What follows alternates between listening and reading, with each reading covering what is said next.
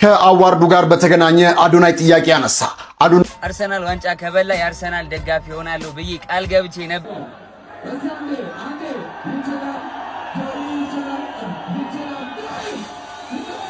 የውስጠኛው ከንፈር በጣም ረጅም ሆኖ ካለች እሱ መስራት ይቻላል።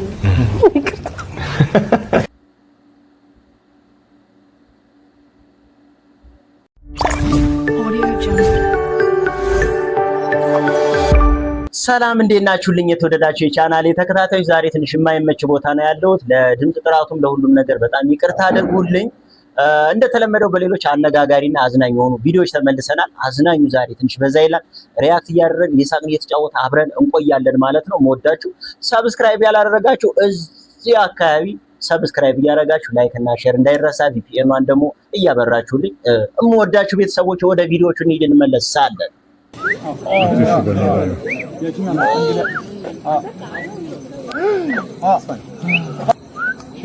ምንም አይነት የመገረም ነገር እየታየበት አይደለም። በነገራችን ላይ ልክ በዛ ልክ እንደጓጓው አይደለም ጋይስ፣ እንደምታዩት ሪአክሽን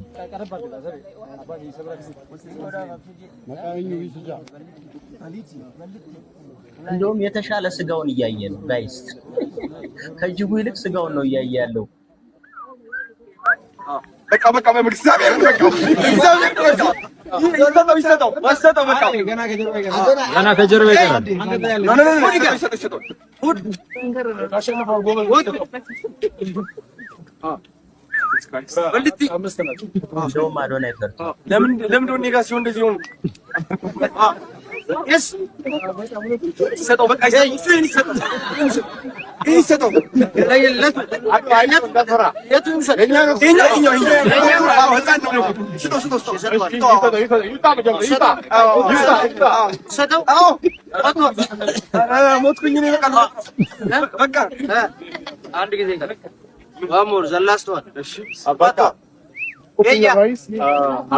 ከአዋርዱ ጋር በተገናኘ አዶናይ ጥያቄ ያነሳ።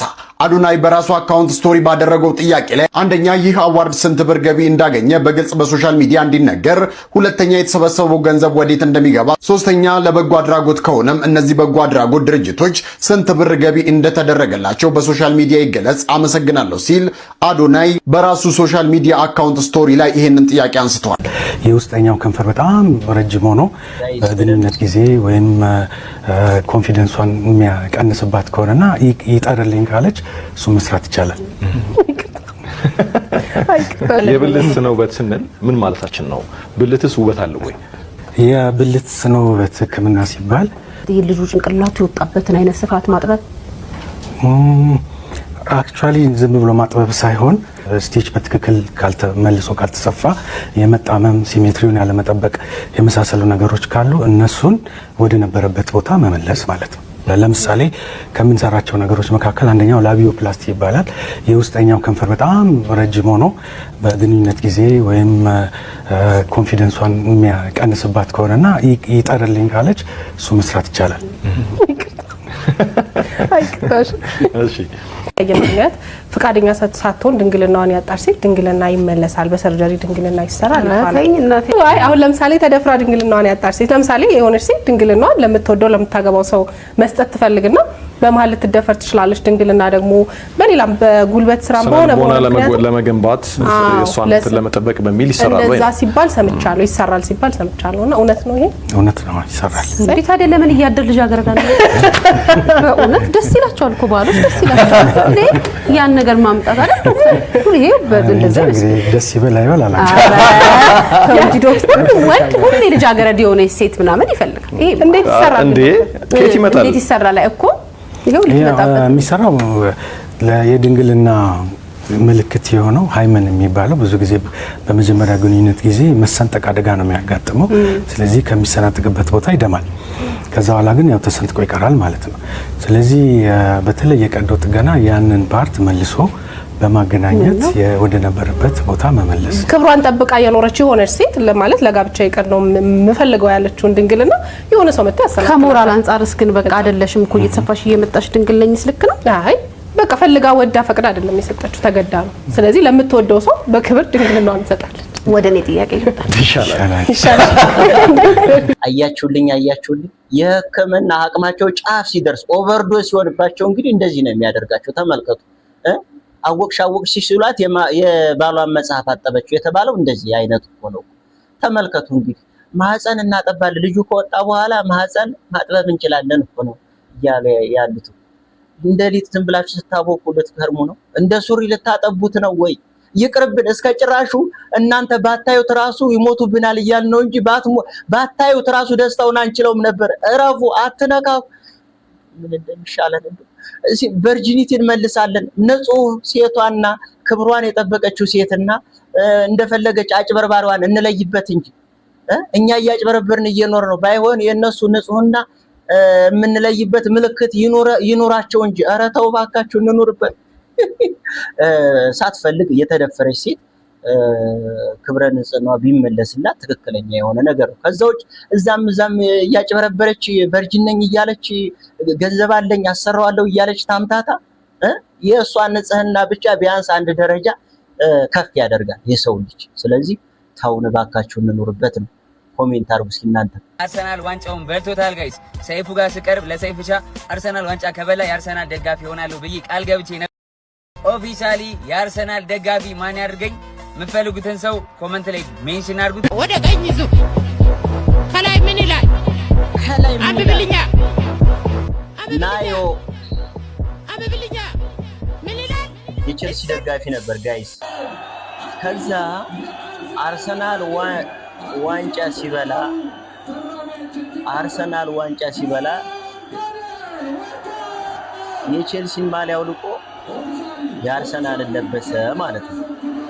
አዶናይም ድላን ሲመጣ የማንቸስተርን አውልቆ የአርሰናልን ለበሰ ማለት ነው።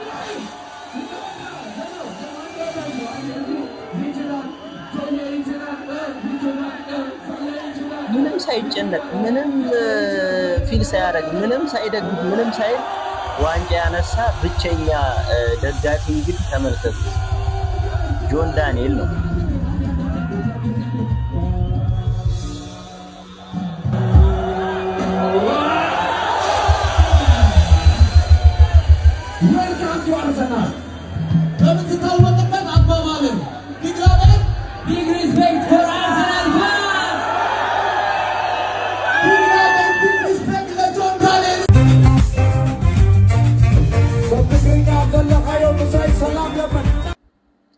ጋይስ አብዱኪያር ግን ምንድነው? ምን ሆኖ ነው? አሞታል ወይስ በምክንያት ነው እንደዚህ የከሳው? አይታችሁታል? ግን ልብ ብላችሁታል? ይሄን ቪዲዮ ሳይ በጣም ነው የደነገጥኩት። እንደዚህ ሰውነቱ መቀነስ ከጀመረ በነገራችን ላይ በጣም ቆይቷል። ግን በጤናው ከሆነ ችግር የለውም ኖርማል ነው። ግን እስኪ ተመልከቱት ጋይስ፣ አንገቱን ፊቱን ያን የመሰለ ሰውዬ በአንዴው እንደዚህ እንዴት ሊከሳ ቻለ? ቅጥነት ጤና ነው በነገራችን ላይ። ግን በጣም ብዙ ሰዎች እየተነጋገሩበት ያለው ቪዲዮ ሆኗል። ለዛ ነው ያቀረብኩት ጋይስ። አንድ በጣም ያዝናናኝ ቪዲዮ ላሳያችሁ። የመጀመሪያ ቀን ሳይ በቃ በሳቅ ድክም ነው ያልኩት። ልጁ የመጨረሻ አዝግ ነው፣ ጥያቄና መልስ ነው። እናንተም አብራችሁ እየመለሳችሁ ጋይስ ምን ያክሉን እንደመለሳችሁ ደግሞ ኮሜንት ላይ አስቀምጡልኝ አደራችሁን። እኔ በጣም ነው ያዝናናኝ። እስኪ ወደ ቪዲዮ እንሂድ። ጭንቅላትሽን ልፈተን ጋይስ፣ በደንብ አዳምጡ። ማልቀስ ምናምን አልፈልግም። እጅግ ነው የተመቸኝ። አንድ እኮ ነው ቀለል ያለ ጥያቄ ነው። ምን አይነት ጥያቄ መሰለሽ? አሁን ለምሳሌ አንድ ፕሌን አለ 520 ድንጋዮች ነው። አንዱ ቢወድቅ ስንት ይቀራል? 519። እንደዚህ ቀለል ያለ ጥያቄ ነው። እሺ፣ ከዛ ስትመልሺ ትወስጃለሽ ከዚህ ላይ 200። እሺ እሺ። አንድ ፍሪጅ አለ። አንድ ዞን እዛ ፍሪጅ ውስጥ ለማስገባት ምን ማድረግ ነው? ቆራርጠን ነው በሩን ከፍተን እናስገባለን። እሺ እንቀጥል። የጭንቅላት ጌም ነው እያልኩሽ ነው። የጅል ጌም ማለት የጭንቅላት እሺ ስም ስም ያ ጅራፍ ስሙ ምንድን ነው? ቀጭኔ ፍሪጅ ውስጥ ለማስገባት ምን እናደርጋለን? በሩን ከፍተን እናስገባለን። ዞኗን አውጥተን ቀጭኔ እናስገባለን። እሺ እንቀጥል። እሺ ኧረ ወይኔ! እሺ አንበሳ ትልቅ የልደት ፓርቲ አዘጋጅቷል። እሺ ሁሉንም እንስሳ ጠርቷል። እሺ ግን አንድ እንስሳ ይቀራል። ማን?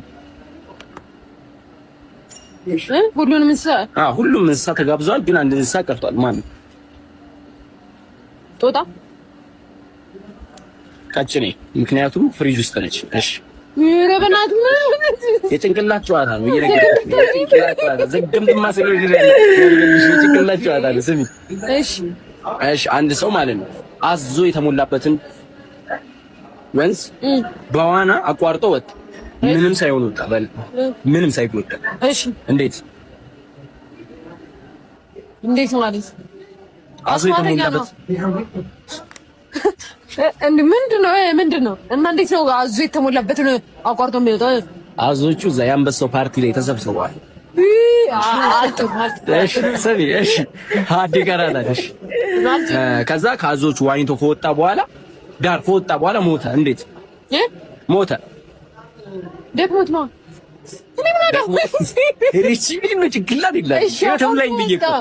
ወንዙን ዋኝቶ አቋርጦ ወጣ። ከዛ ከወጣ በኋላ ሞተ። ምኑ ነው? ሰውየው ሞተ። ጅብ በላ። እሺ ምን ሆነ ነው? እድል እየሰጠሽ ታስብና ትንገረኝ። አስቢና ንገረኝ። እድል እየሰጠሽ ይኸው የመጨረሻሽ ሰው ገደለ። አንድ እድል ስጣት። እሺ እድል ሰጠሽ። ሌላ እሺ ወንዙን አቋርጦ ሄዶ ግን እንዴ ራሱ እንጃ ራሱን አጠፋ። ኢትዮጵያዊ ነው፣ ለዛ ነው መረረ። አይ ወደ ታገኝቶ መጀመሪያ ከፕሌኑ የወደቀው ድንጋይ መቶት ነው የሞቶሽ። ማርያም ጀዝባ ታደርገኛል። ጀዝባ እንደዚህ ይጫወታል። ጭቅላጭ አሳይተን ይነሳል። ወይኔ አዝግ